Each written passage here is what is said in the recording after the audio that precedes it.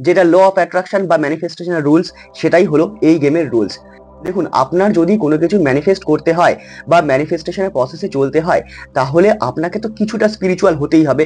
যে ইমেজটাই আপনার থাকুক না কেন, সেটা নেগেটিভ হোক বা পজিটিভ, সেটা সুনার অর লেটার আপনার লাইফে আসবেই। কারণ আপনি সেটাকে এক্সট্রিম ফিলিংস দিয়ে সেটা আপনি আপনার সাবকনসিয়াসে সেভ করে রেখেছেন। ইংলিশে একটা কথা আছে, a man is what he thinks about all day long. মানে আমরা যেটা বলি, যেটা চিন্তা করি, আমরা আজ নয়তো কাল ঠিক সেই মানুষটাতেই পরিণত হই। মানে আমরা আমাদের লাইফে ম্যানিফেস্ট করছি আমাদের ফিউচারকে। থার্ড আইতে এনার্জিকে প্লেস করেন বা এনার্জিকে নিয়ে যান অথবা ফোকাস করেন, তাহলে আপনার থার্ড আই বা পিনিয়াল গ্ল্যান্ড একটু হলেও কিন্তু অ্যাক্টিভেট হয়েছে বা হয়ে আছে। হ্যালো পজিটিভ সোলস, তো কেমন আছেন আপনারা? আশা করছি আপনারা সবাই খুব সুস্থ আছেন, ভালো আছেন আর আনন্দে রয়েছেন, আর নিজের নিজের ম্যানিফেস্টেশনের জার্নিতে আপনারা প্রগ্রেস করছেন। তো আজকেও না আমরা ম্যানিফেস্টেশন আর ল অফ অ্যাট্রাকশন সম্পর্কে কিছু যে পয়েন্টস আছে, সেই পয়েন্ট সম্পর্কে আমরা আলোচনা করব। তো চলুন, এদিক ওদিকের কথা না বলে আমরা শুরু করি। আমরা চলে আসি আমাদের প্রথম পয়েন্টে। আমাদের প্রথম পয়েন্ট হলো দ্য গেম। এবারে ম্যানিফেস্টেশনের প্রসেস বুঝতে গিয়ে ফার্স্ট পয়েন্ট দ্য গেম, খেলা। কিন্তু কেন আমরা খেলা নিয়েই বা কেন আলোচনা করব? তার কারণ আমরা অনেকেই রয়েছি যারা আমরা মনে করি লাইফটা একটা যুদ্ধ আর তাতে আমাদের জিততেই হবে। কিন্তু আসল কথা এটাই, লাইফটা কোনো যুদ্ধ না। Life is a game, is a beautiful game, and we have to know how to play it.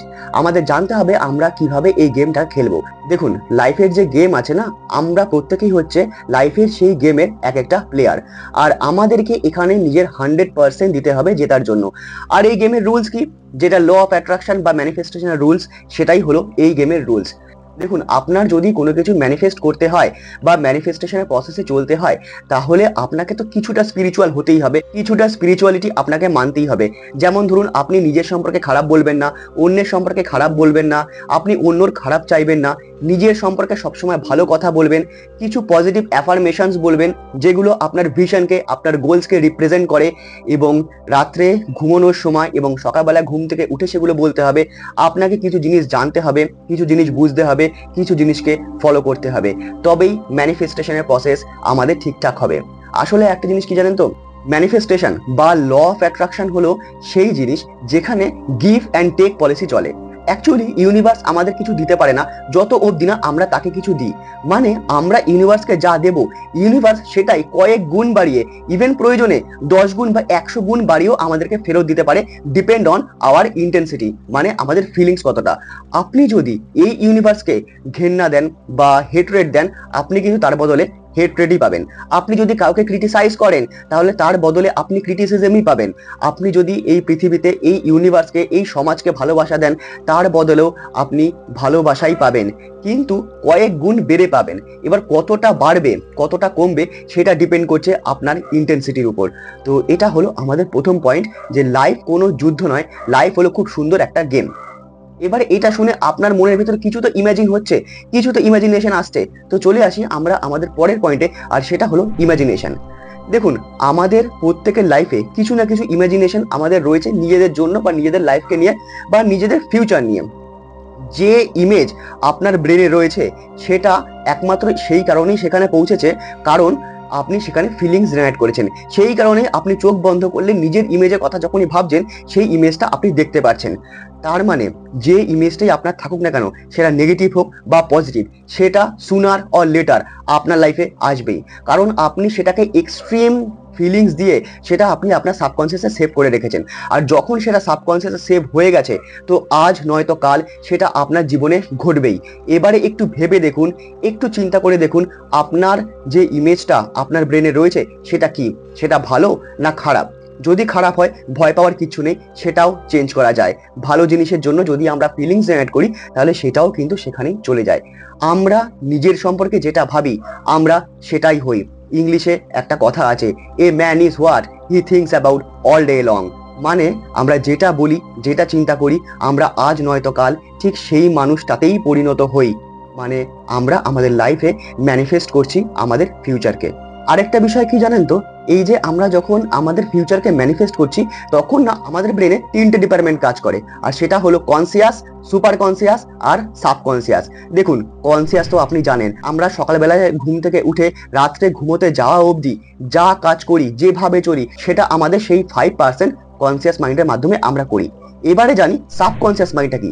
Subconscious mind মানে হচ্ছে tremendous power but without direction. Subconscious মাইন্ডের কাছে কোনো ডাইরেকশন নেই। আপনি সাবকনসিয়াস মাইন্ডকে কিছুটা এরকম মনে করতে পারেন যে বিশাল বড় একটা জাহাজ, বিশাল বড় জাহাজ, কিন্তু জাহাজের যে ক্যাপ্টেন সে হলো আপনার কনসিয়াস মাইন্ড।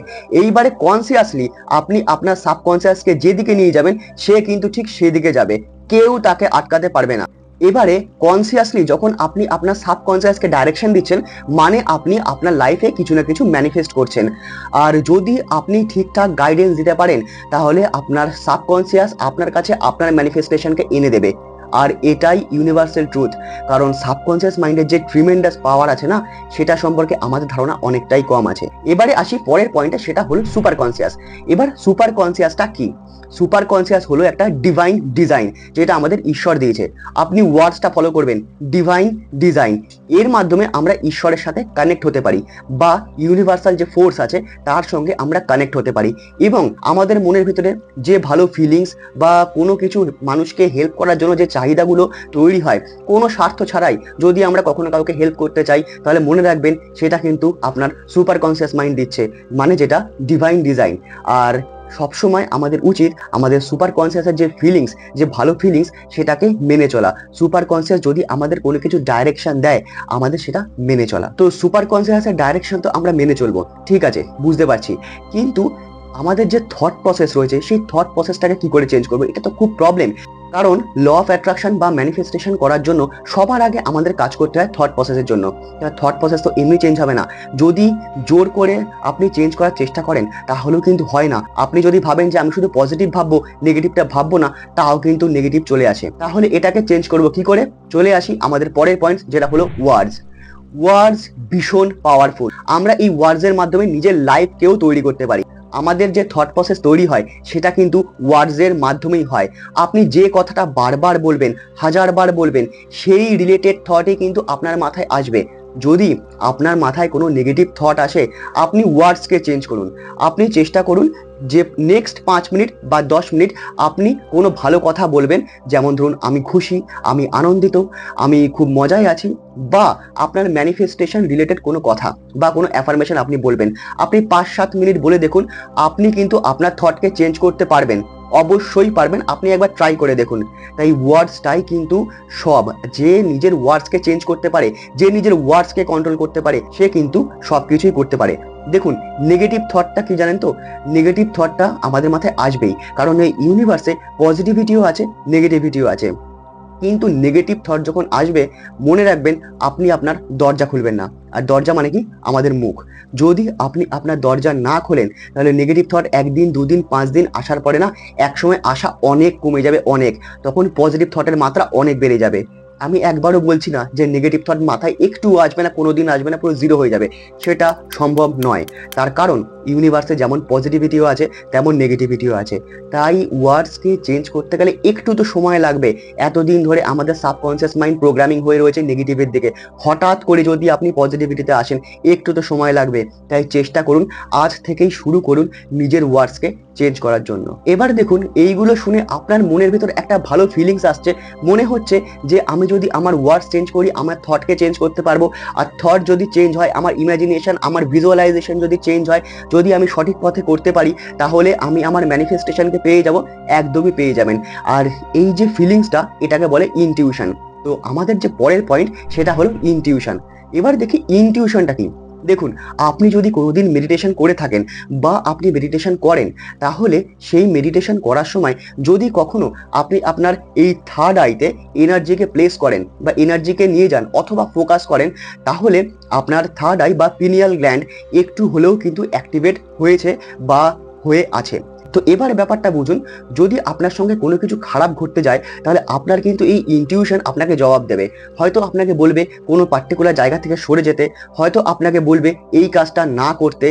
যদি এরকম ফিলিংস মনের ভেতর কখনো আসে, আপনি মেডিটেশন করেন, আপনি পিনিয়াল গ্ল্যান্ডকে বোঝেন, আপনি থার্ড আইতে এনার্জি প্লেস করেন, তাহলে আপনার মনের ভেতরে যদি এই ইনটিউশন ক্রিয়েট হয়, প্লিজ ফলো দ্য ইনটিউশন। দেখুন, আপনি যদি এই ইনটিউশন ফলো করেন তাহলে ভালো আপনারই হবে। কিন্তু আপনি যদি এটা ভাবেন যে না কোনো ব্যাপার না, ইটস ওকে, এসব মাথায় আসতেই পারে, তাহলে কিন্তু কখনো কখনো আপনি বিপদে পড়তে পারেন। কারণ আপনার ইনটিউশন আর যাই হোক আপনাকে ভুল বলবে না। তাই মনে রাখবেন, নিজের ইনটিউশনকে সবসময় আমাদের ফলো করা উচিত। ইভেন ম্যানিফেস্টেশন পাওয়ার আগেও আপনার মনের ভেতর কিছু একটা ইনটিউশন ক্রিয়েট হবে, আপনি বুঝতে পারবেন, হঠাৎ ভালো ফিল হবে, আপনার গোলসকে নিয়ে, আপনার ভিশনকে নিয়ে ভালো ফিলিংস আসতে শুরু করবে। তো এইগুলো কিন্তু সব ইনটিউশন করে। তো ভিডিওটা এত অবধি দেখার জন্য আপনাদের অশেষ অশেষ ধন্যবাদ। আর ভিডিও শেষে আমি একটা কথাই বলবো, দেখুন, নলেজ নেওয়া যেমন ইম্পর্টেন্ট, তার থেকেও বেশি ইম্পর্টেন্ট হচ্ছে সেই নলেজকে নিজের লাইফে ইমপ্লিমেন্ট করা। ইমপ্লিমেন্টেশন অফ নলেজ হলো সব থেকে ক্রুশিয়াল পার্ট। তো আপনার কাজ, আপনি যেমন এখান থেকে নলেজ নিলেন, চেষ্টা করুন আপনি সেই নলেজটাকে নিজের লাইফে ইমপ্লিমেন্ট করার জন্য। তো ভিডিওতে শেষ অবধি থাকার জন্য আপনাদের অশেষ অশেষ ধন্যবাদ। দেখা হচ্ছে আবার পরের ভিডিওতে। আর তত অবধি think positive, do positive, you will receive positive.